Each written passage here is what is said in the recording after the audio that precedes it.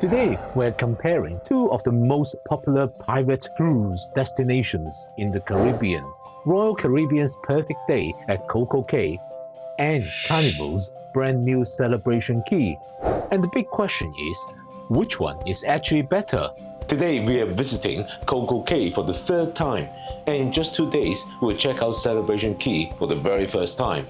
So together, we'll find out which one really comes out on top.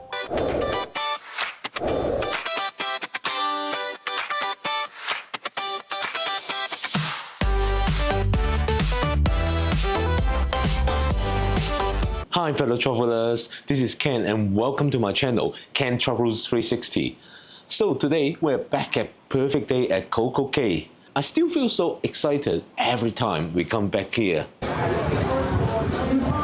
So we've just got off Allure of the Seas and we love this walk down the pier.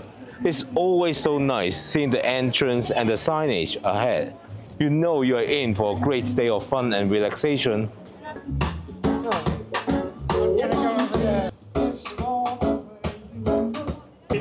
Well, 2 days later, here we are at Carnival Celebration Key. This is our first time here, so everything is all new. It feels really different. It's quite impressive in scale, and there are two very large lagoons here, and the landscaping looks great. The big sun castle really dominates the entrance area. So they are both off to a good start, good first impressions, but later we'll find out which one we like more. One of the things I really enjoy about Coco Cay is that the beaches feel different depending on where you go. Chill Island has decent snorkeling with natural rock areas and fish, whereas South Beach has more energy and the floating tiki bar. There are also quieter coves if you just want to relax. It feels like a proper island with different neighborhoods to explore. At Celebration Key, the beach itself is lovely, but it's just one long strip of sand. They call it Starfish Beach and Calypso Beach, but it's effectively one beach split by the pier. You've got soft sand, calm water, lots of lounges, but it lacks that sense of discovery that you get at Coco Cay.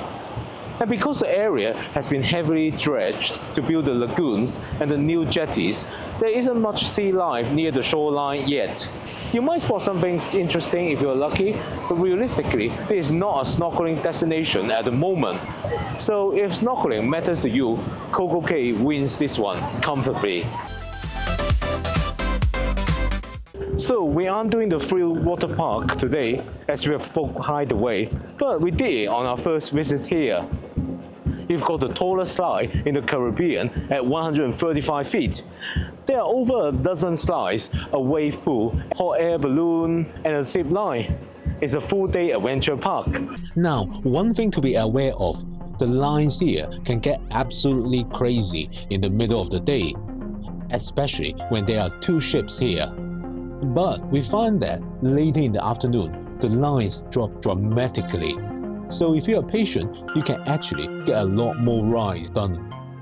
Carnival's equivalent is the Sun Castle slides at Celebration Key. They look colorful and fun, but well, they're a bit feeble compared to those in Perfect Day. They cost $15 for an unlimited pass. It's fine for kids, but it's not going to get adrenaline junkies' hearts racing. At Coco Cay, Hideaway Beach has become one of my favorite adult-only spaces in the Caribbean. I managed to get in for around $40 per person on a sale. For that, you get a dedicated beach, a heated pool, a DJ, and a lively atmosphere. For me, the heated pool makes a huge difference if you are visiting during the winter months. Personally, I find the water temperature of the ocean and other pools to be frigid in winter. So a heated pool means we could actually enjoy ourselves in the pool and go up to the swim-up bar. Of course, being adults only is a big part of the appeal of the Hideaway Beach too. No splash zones, no kids running around, just a more relaxed environment where you can enjoy a drink, listen to the music, and unwind. Now, I wouldn't say Hideaway Beach is an absolute must-do, but most cruises we've spoken to feel it's worth paying for at the right price. What I personally wouldn't pay for though are the cabanas. Some of those start at well over $2,000, and apart from bottled water, drinks aren't even included. For me, that's very hard to justify. But just paying for entry to Hideaway Beach, that's something that I'll happily do again. Well, Pearl Cove at Celebration Key is perhaps quieter, less partying, and more relaxation. The swimming pool here is also heated, which is quite essential during winter because the two lagoons are actually really cold. Now, I'm not going in today because the pricing is a bit steep. Entry alone starts around $80, and if you want the open bar and lunch, you're looking at $180. It's much more exclusive and quiet, similar to Royal's Coco Beach Club. So overall, I think Hideaway is better value. Well, in terms of food and drinks, this is where the real difference shows. This is where CocoCay really pulls ahead for me. Buffet food here is unlimited. You eat when you want and as often as you want. So as for beverage, in addition to water, there's also complimentary juice here in CocoCay. And your Royal Drinks package works exactly the same here on the island as it does on board. At Celebration Key, the system is much more stingy. You get one Island Eats meal included. Anything beyond that is extra. And Carnival's Cheers package does not work ashore. On top of that, every drink has VAT and gratuity added. So those $14 drinks add up really quickly. It changes how relaxed the days feel because you're always slightly aware of what things cost. For me, there's a big difference in the overall enjoyment. Well, after walking around the whole resort and all the eateries, I think I found the best place for your island eats. It is the Mediterranean Bowls in the Captain's Galley's food hall. Here, you can choose a meat with lots of healthy options and rice. It looks actually quite good. Well, this is one category where Celebration Key might actually have the edge. CocoCay is a completely self-contained private island. Everything you do happens inside the resort's boundaries. And for a lot of people, that's exactly what they want. But Celebration Key is completely different.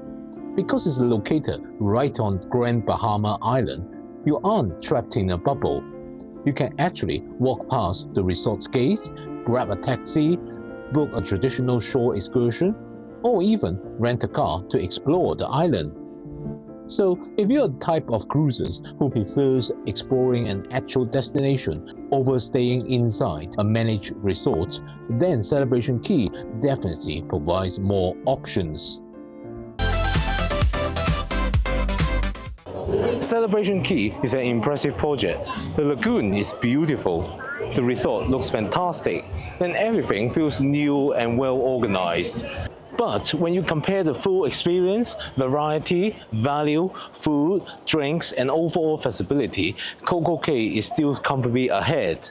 Royal Caribbean has figured out how to make a private island feel easy, generous, and genuinely fun without constantly reaching for your wallet.